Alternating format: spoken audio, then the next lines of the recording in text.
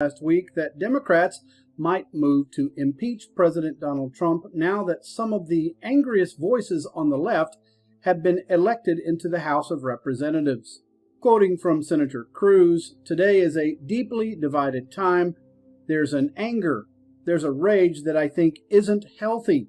I think it isn't good for our country that the anger that we're seeing, we saw it in the last election and we'll see it again in 2020. That anger and rage tearing us apart corrodes our democracy." Well, it's really not a democracy, Ted. Cruz expressed similar sentiments in November, warning that Democrats' anger will drive them to the polls, especially in Texas.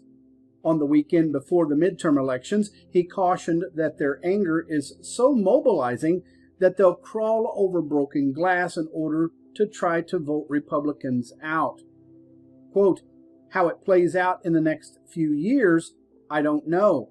The Texas senator continued this week by stating, "We had an election where both sides were happy at some of the results.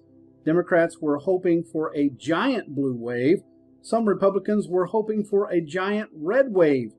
And we ended up with a little bit of both."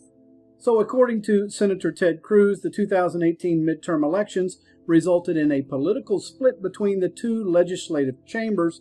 Republicans gained 2 seats in the Senate for a total of 53 seats, while Democrats flipped 43 seats in the House of Representatives for a net gain of even 40 seats.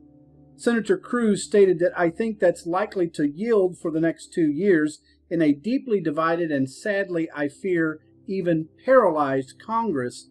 In the House, I think Democrats have unleashed some of the angriest voices on the left.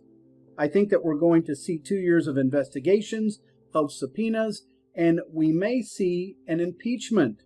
Really, Senator Cruz?